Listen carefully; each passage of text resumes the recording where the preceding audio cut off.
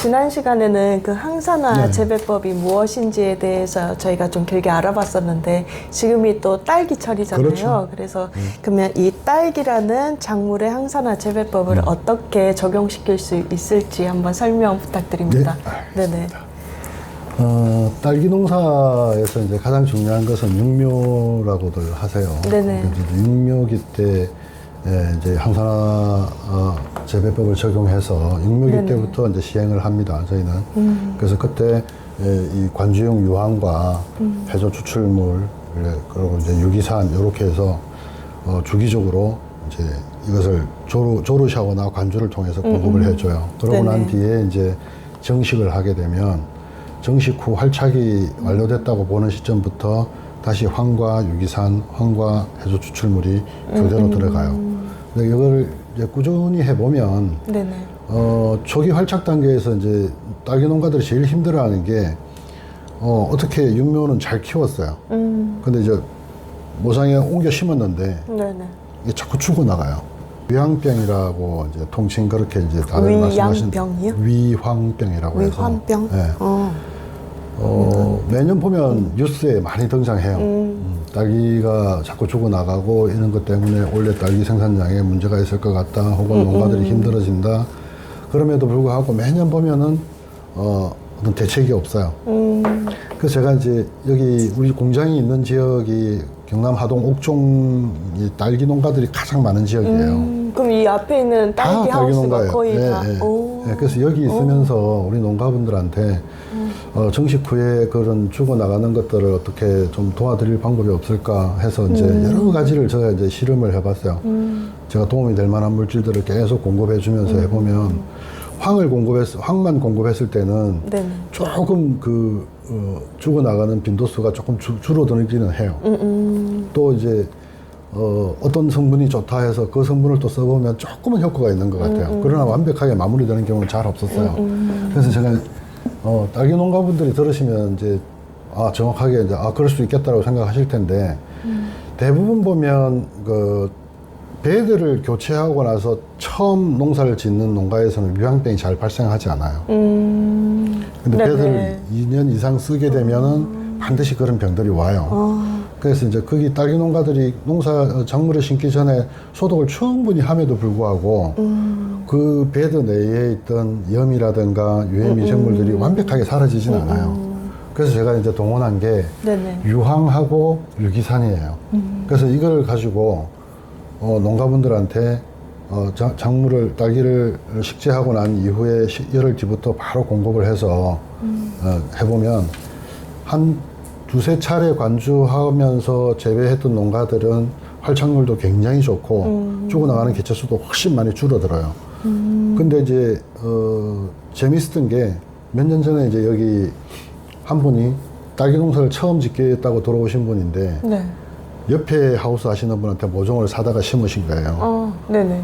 근데 이분은 이제 이 항산화 재배법을 해서 농사를 지으셨는데 그해 딸기 농사가 대박이 나버렸어요. 문제는 그 모종을 파신 분은 식재하고 11월 달까지 계속 죽어나갔어요. 그러니까 이제 이게 왜 똑같은 모종인데 내 거는 자꾸 죽어나가고 내가 파는 농가에는 이렇게 잘 되지? 저를 찾아오셨어. 그래서 이제 너무 막 큰 기대하지 마시고 제가 여기 유기산하고 황을 쓰시라. 그랬던 이유는 뭐냐 하면 우리가 오래된 배지에서는 소독을 아무리 해도 유해균이나 염이 남아있게 마련이에요. 근데 이제 한번 보세요. 육묘상에서 딸기를 모종을 뽑아다가 네네. 옮겨 심는 과정에서 뿌리가 다쳐요. 그러면 이것을 배대에 심었을 때 오래된 배대에 있는 유해균이나 염으로 인해서 뿌리가 활착하지 못하고 죽어나가요. 그 일을 통해서 오염이 돼버리기 때문에. 그래서 이제 제가 그러면 유기산이 하는 그 유해균을 억제하는 역할을 하고 황이 가진 영양 공급력하고 신초를 이렇게 발생시키는 기능 이런 것들을 같이 써보면 효과가 있지 않을까. 그래서 이제 한 2년간을 이 유기산을 무상으로 이렇게 드렸어요. 황을 쓰시는 분들한테. 네네네. 해보니까 확실히 효과가 있어요. 그래서 이제 그 이후에 이제 그럼 이제 유기산을 어떻게 쓰면 좋으냐? 초기에는 안정적인 활착을 위해서 쓰면 좋은 것이고, 그 다음에 이제 딸기 농사를 하시는 분들이 힘들어하는 게 뭐냐면, 날씨가 갑자기 추워져요. 갑자기 추워져 버리면, 이게 생산량이 급감을 합니다. 딸기 생산량이 급감을 하니까, 그럴 때 유기산을 또 한번 넣어줘요. 황하고 같이. 그러면은 이게 생산량이 조금 더 늘어나요. 왜?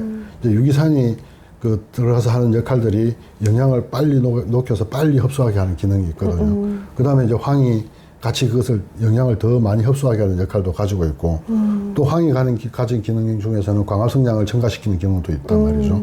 그래서 이제 고를 때, 그 다음에 또 이제 대부분 보면 일화방에서 과를 과대하게 달았을 때, 열매를 너무 많이 달게 되면, 그때는 이미 딸기 나무가 잎도 키워야 되고 줄기도 키워야 되고 꽃도 피워야 되고 열매도 키워야 되잖아요. 영양 흡수가 모자라죠. 그럴 때 황과 유기산을 다시 또 줘요. 그러면은 그것을 잘 극복하고 넘어갑니다.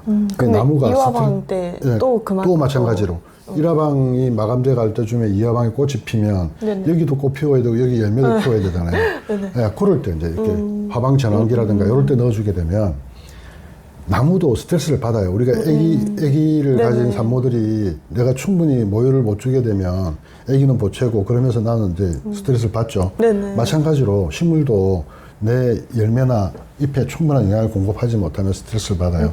그래서 그런 것들을 극복해주고 넘어간다. 그러면 나무가 쉽게 늙지 않는 거죠. 나무가 공장이라 본다면 공장이 건전한 상태에서 오래 가면 좋은 과일이 오래 나오는 거예요. 그래서 제가 요 유기산은 황은 보통 한 10일 주기로 넣어주지만 해조 추출물과 유기산을 두 가지를 놓고 교대로 황하고 해조 추출물, 황하고 유기산 이런 식으로 황 넣을 때 한 번은 이거랑 믹스하고 한 번은 유기산이랑 믹스해가지고 이렇게 시비를 하라는 말씀이시죠? 그렇게 해서 공급을 해보면 훨씬 좋아요.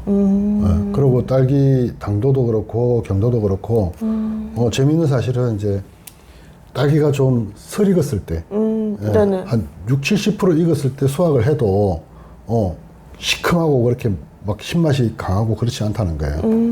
그만큼 달짝지근하고 맛있다라는 거예요.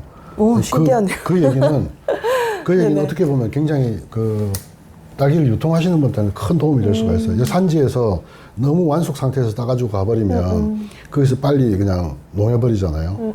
근데 여기서 조금 덜 익었을 때 따도 문제가 안 되니까 가져가서 먹어보면 아무 문제 안 되거든요. 맛이 그대로 나버리니까. 심지어는 사과도 그런 경우가 있어요. 한여름에 사과 익기도 전에 바람에 떨어졌는데 먹어보니까 이거 당도가 벌써 올라가 버렸어. 그런 보고들은 많이 있어요.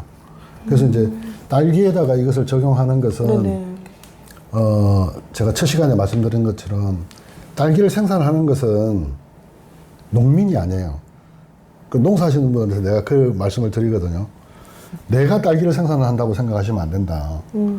딸기를 생산하는 것은 딸기 나무예요. 그죠? 그럼 딸기 나무가 딸기를 잘 생산할 수 있도록 기능을 만들어주는 것. 그 지난 시간에 말했듯이 딸기 나무가 가진 고유의 어떤 그 저항 효소라든가 또 항산화 효소라든가 이런 것들을 많이 생산하도록 만들어줘서 그것이 충분하면 나무가 늙지 않고 건전한 상태로 오래 간다. 그 다음에 그런 효소들이 많이 생성이 되면 당도나 경도나 색도는 자동으로 올라간다는 거예요.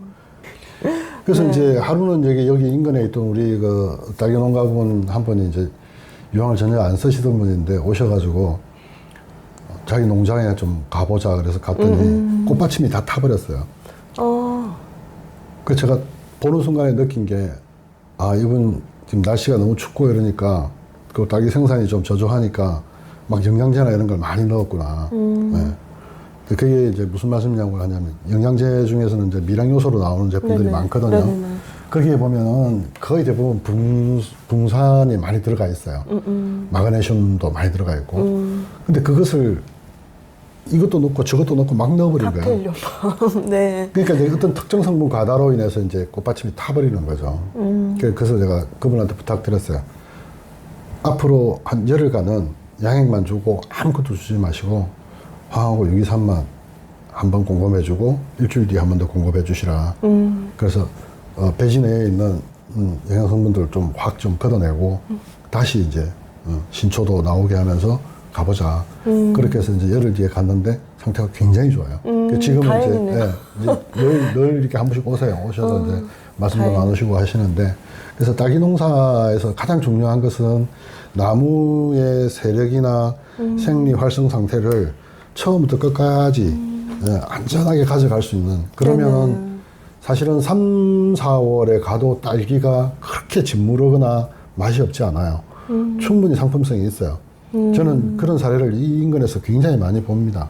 그래서 이제 물론 뭐 여기 인근에도 보면 황에 대해서 두려움을 가지고 안 쓰시는 분도 있는데, 조금 이제 그렇게 두려움을 가지신 분들은 저희한테 연락을 주시면 왜 안전하고 괜찮은 건지 이제 그런 것도 설명을 드릴 수가 있고, 제일 첫째는 좋다고 해서 너무 많이 쓰는 것. 네네, 맞아요. 우리 어떤 농가분들은 이제 이걸 가져가시면서 그래, 이거 그럼 400평이면 2동에 1병 넣을 건데 한 2병 넣어도 상관없나? 이렇게 여쭤보시거든요. 근데 그럴 필요가 전혀 없어요. 그러니까 한꺼번에 많이 준다고 해서 나무가 달라지는 게 아니에요. 차라리 정말 현명하신 분은 열흘에 한 번 주라 그러면 요 양의 절반을 5일 간격으로 주시는 분이 있어요. 그분의 말씀은 그게 최고 상태가 좋대요. 그럴 수밖에 없어요. 네네. 적게 자주 주는 거. 네네. 예. 그래서 너무 농자재에 대해서 과신을 해서도 안 되고 과소비를 해서도 안 되고 적정량을 회사에서 권장하는 양보다 조금 적게 쓰시는 게 오히려 덕을 볼 수 있는 경우다. 예, 저는 그렇게 생각합니다. 그러시군요. 예. 그러면 상품성 있는 딸기를 제대로 생산해보고 싶으면 이런 황이라든지 요기산이라든지 해조 추출물이 들어있는 그런 제품들로 해서 항산화요법으로 그렇죠.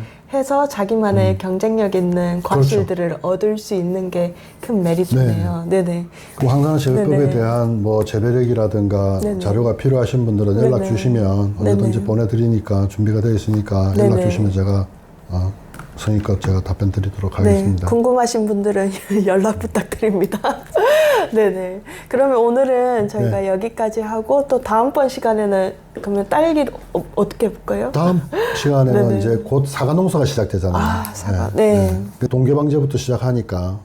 그래서 이제 지금 이제 사과 농사 하시는 분들은 올해 벌써 이제 올해도 혹시 냉해 피해가 있지 않을까 굉장히 염려를 하실 거예요. 그래서 그런 부분에 대한 대비하는 방법이라든가 또 그런 부분에 또 도움이 될 만한 어떤 방법들 또 황이나 이런 해조 추출물 외에 어떤 조그마한 좀 꿀팁이라도 좀 드릴 수 있는 그런 시간을 다음 시간에 만들어 보도록 하겠습니다. 네, 너무 즐겁네요. 네네, 알겠습니다. 그러면 다음에 또 뵙도록 하겠습니다. 감사합니다. 네, 감사합니다.